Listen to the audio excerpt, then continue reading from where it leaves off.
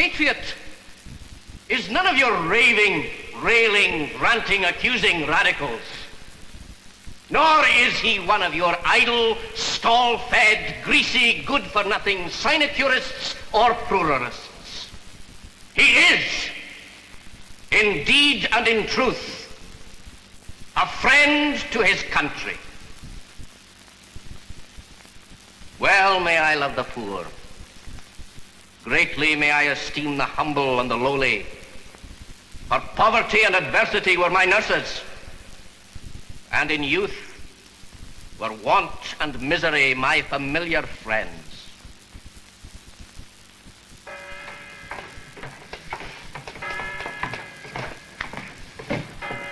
Well, are we ready, gentlemen? Mr. Mackenzie, Mr. Street, I declare this poll open.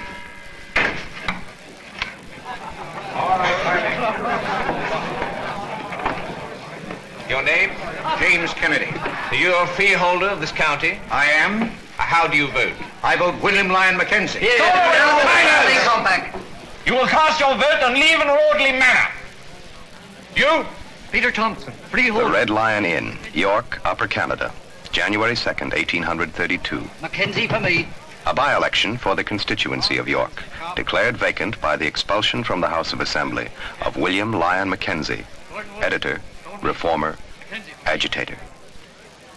His opponent, John Street, friend of the government, friend of the best families, friend of things as they are. Well, Mr. Street, 119 votes for Mackenzie to this moment. For you, 1. How do you say? I concede the election.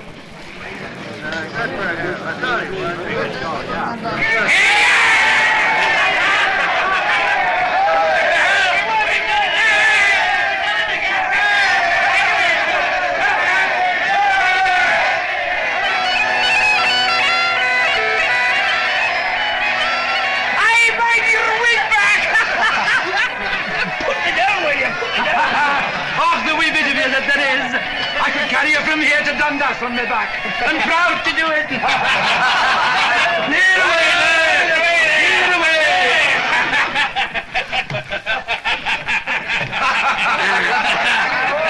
Oh, Sam Lowndes. Well, Sam, it's been a good fight. Has that? And here's something to remember it by. What's this?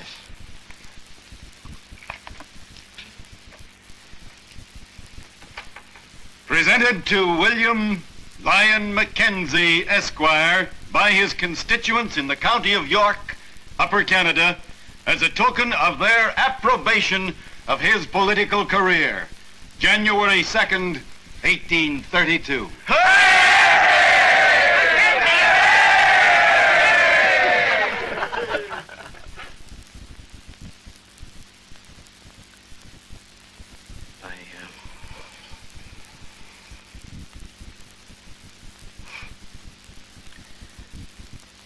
First time in my life, I've nothing to say. My friends, it's 8 years now we've fought together against crafty, covetous men, against public officials who divide our revenues among themselves. You know them well. This family compact. They call us disloyal. They seek to blacken our name in England. They expelled me from the house, but I go back with your firm help behind me. And we shall win! Be firm in your support. Be determined. Be united. Never trifle with your rights. Show England by your conduct that you are fit for the management of your affairs, ripe for freedom. Lewis, your verdict today was reward enough. But it will be the proudest possession that I shall ever own.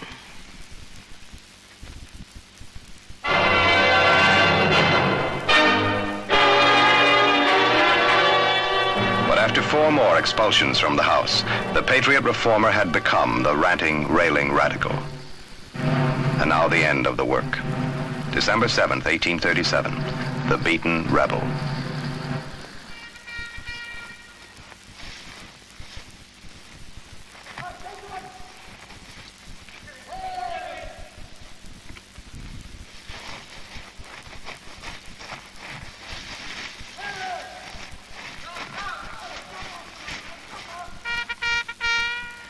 Getting closer. We'd be best to go it alone. Aye. Good luck to you. I've no regrets. Good luck, Sam.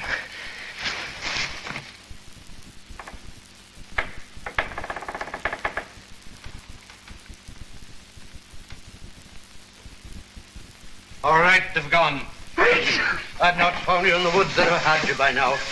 Marie may yet cost me everything I own.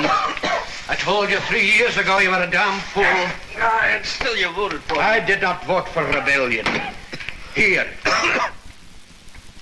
I've no need of that. Well, you've need of a horse. Take the best I've got and get out of here. Thank you, Jacob.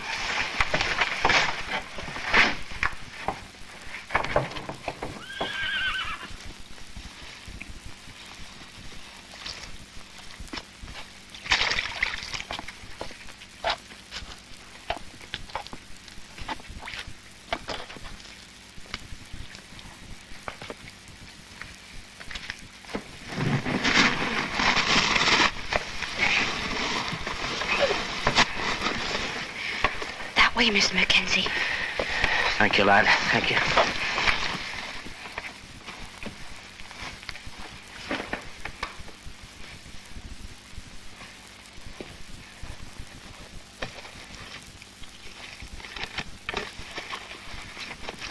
Stay where you are. What do you want on my land? Easy, man. I've got to get to the border. Mackenzie, the whole militia's after you, man. The road to the border is there. Take this. No. You'd no part in this affair. Then keep to the side in the woods. Good luck. June 21st, 1839. Canandaigua, New York. The United States Circuit Court. You have been found guilty of recruiting American citizens and setting on foot a military enterprise against Upper Canada when the United States were at peace with Her Majesty. Have you anything to say before I pass sentence upon you? Everything I possess, I've lost. I've spent my last penny. I've even pledged my watch to bring my wife and children to my side. We are poor exiles, refugees, wanderers in your land. I've told you of the miseries and oppression against which the people of Upper Canada rebelled. You have chosen not to aid us. I will use no honeyed words. I tell you plainly that if you consign me to a prison and leave my children without bread, it will be to your perpetual infamy. I have no doubt that the oppressions detailed by the defendant really existed or do exist, and that all the zeal he has displayed has been the zeal of a patriot. It is nevertheless my duty to interpret and enforce the law of this land. William Lyon Mackenzie, I sentence you to a fine of $10 and to 18 months imprisonment in the county jail at Rochester.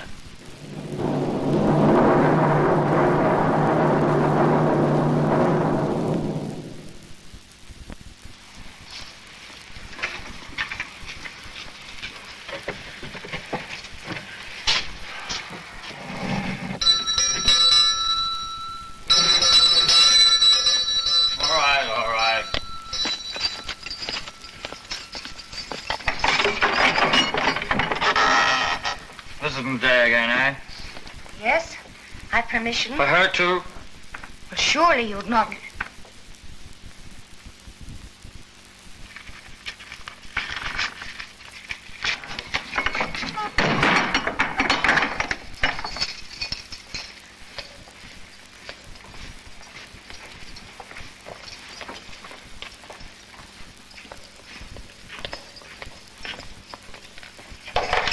Visitor. Oh, Daddy! Dear brother. Oh, it's good to see you. And the other children? Oh, well, Lyon. We're all very well. Grandma sends her love and we have plenty to eat. So you mustn't worry, Daddy. Oh, thank you, my dear. You must kiss them all for me. And a special kiss for your grandmother. Papers from Canada. And a little food. It's not much, but there'll be more next week. Oh, it's too much. Far too much. You can't spare all this. It's the one thing I can do, Lyon. Still crying for blood, I suppose. The savages. Well, here's my reply for them. Can you get it to Montgomery? Oh, there's few enough, I suppose, are interested in anything I write, even when it's published. There'll be more, Lyon. Letters. One was for me. When the prisoners roped together past the house of Mr. Mackenzie, there was not one of them who did not stop to salute the memory of their leader. Prisoners roped together. This one is for you.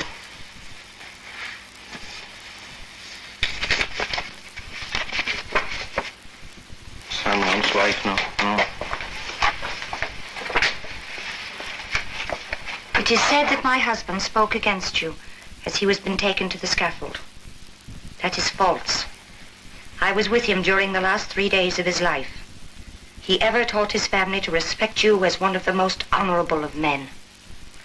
Instead of berating his friends, he prayed for their success and for his country's freedom. Sam Lount.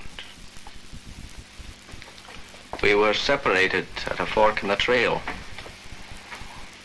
If we had not... He was a good man. It would have been good to die with him. Better than this. No. Have I done right, Isabel? Have I done right? You have always lived by your lights, hated injustice. In your life you feared no man, nor sought to spare yourself. I had done better to have spared my family a bit. Mother is dying. For her, too, I meant only pain and wretchedness. And pride. Oh, pride.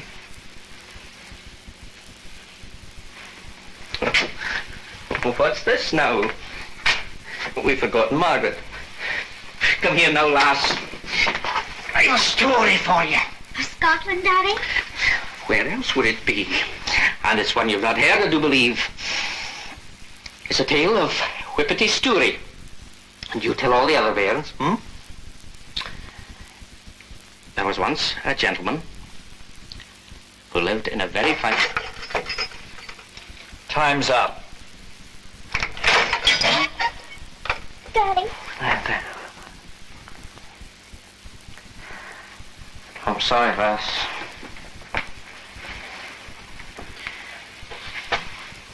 The tale will have to wait.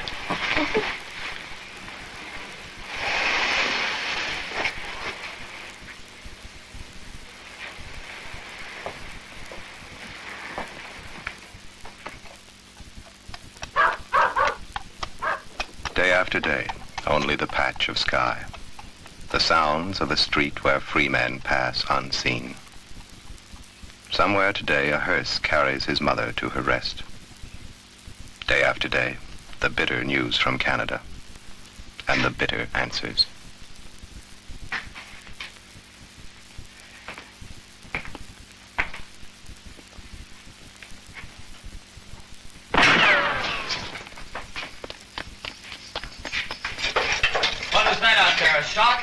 was.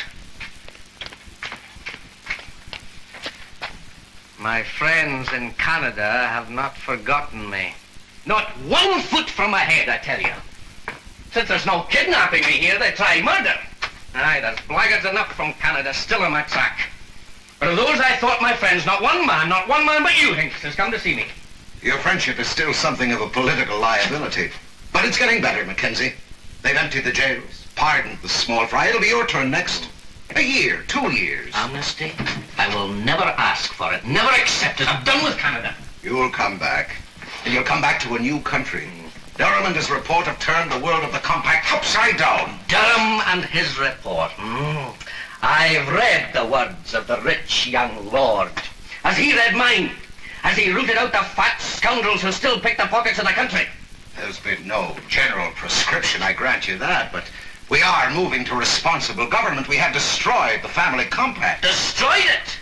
I still see the old familiar names clinging in the high places. Some of them, yes, because some of them are good men, indispensable men, utterly loyal men. Loyal to England and their pockets. Their pockets take second place. You came to Canada in 1820, Mackenzie? I did. To my sorrow. Some of these men, most of them in fact, were there long before you. The Americans had driven out their grandfathers in the Revolution. They themselves had fought the Americans in 1812. Do you wonder that they dread Americanism? That they hate the slightest suggestion of American democracy? Do you wonder that they confused responsible government with Americanism when you were confused yourself? And if you, or your father or grandfather before you, had come to the wilderness with an axe on your shoulder and cleared the land and fought the Indians and the Americans and drought and plague and bankruptcy to hold it, well, even you might have considered yourself entitled to a few privileges. A few privileges? You found law, Mackenzie, when you came to Canada in 1820. You found an ordered government. These men gave it to you. And if they did cling to what they had, if they were not prepared to divide all equally, well, they were human. The world moves slowly. They were feudal lords. A wretched backwoods aristocracy, aping the worst of England while they denied the best. They still are. They still are British, I grant you that. Not yet 35, and already a politician. Easy and tolerant. You have come to terms with the evil of the world. I have not. I've been kicked and beaten by it. It has broken my heart. It has brought me here. It shames my wife and starves my children.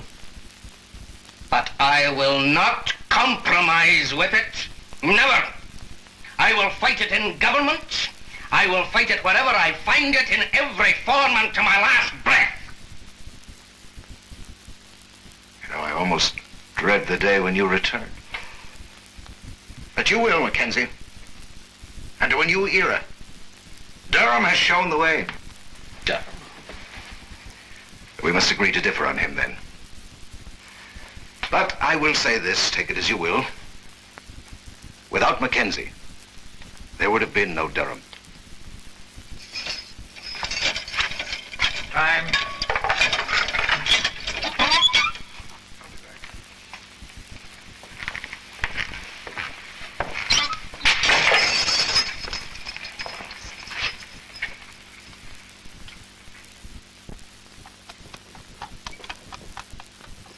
(1840), 1841. The years of exile begin. Free to live in all lands but his own. Best thing, Mr. Mackenzie. Settle it up and be done with it. Loan's been dragging a long time. Let's see. Loan $110, interest $19.60. And I figure the ingot's worth $146.13. That makes a balance to you of $16.53. Melt it down. 1846, 1847. For William Lyon Mackenzie alone, still no amnesty. working now for other men's newspapers to provide food for his family and medicine. Much medicine. Margaret, how is she? No better. The doctor's on his way. I'll see to this.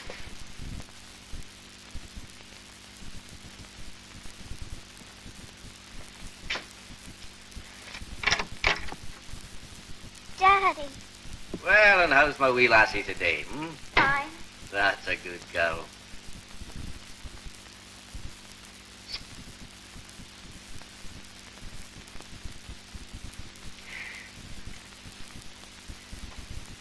Do you remember the day with no food for your birthday and only a little tea in the house? And we went to the cupboard and took a biscuit, and there was naught there but a book called The Dark Ages, and how we laughed about it. Well, the Dark Ages are over, and you've the gift for your birthday. Look.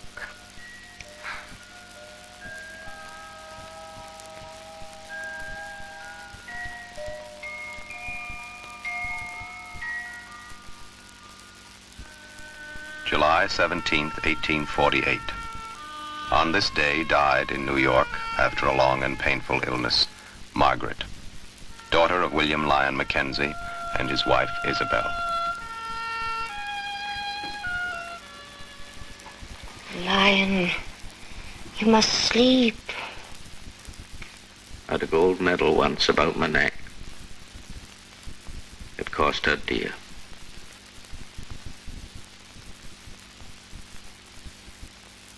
I'll wear this till the day I die, to remember it.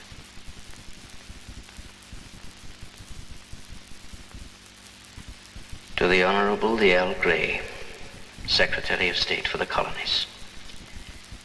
My Lord, I've long been sensible of the errors committed in the attempt at revolution in Canada. The past cannot be recalled, but there is now not a living man who more sincerely desires that British government may long continue.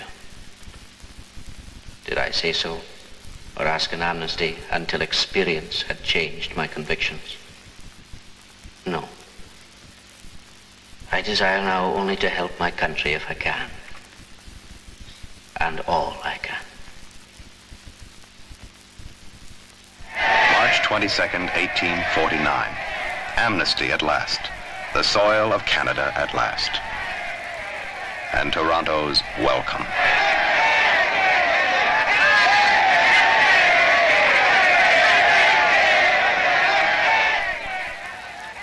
Come away, man. They're nothing. The last of the dregs. The last, are they?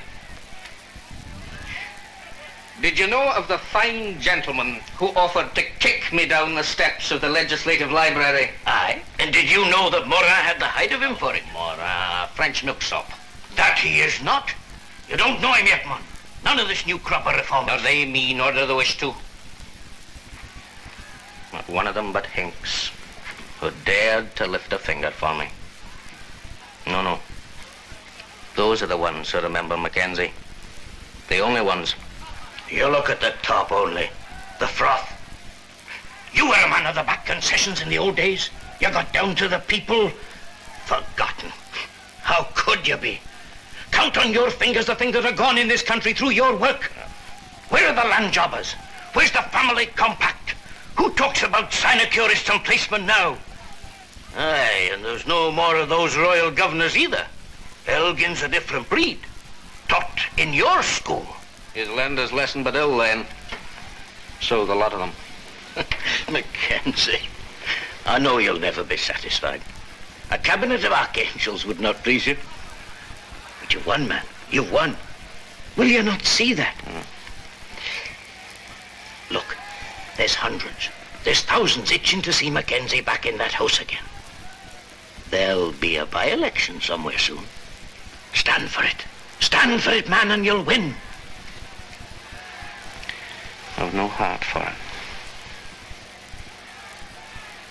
I'll not impose longer on your hospitality, Macintosh. I was wrong to come back.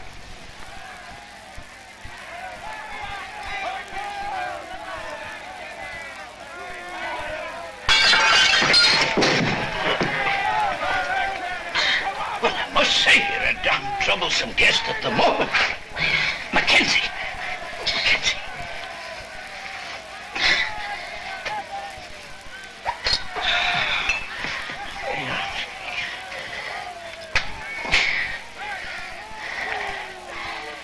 Well, now,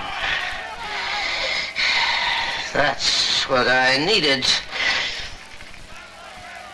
And all I needed. Macintosh, find me that by-election.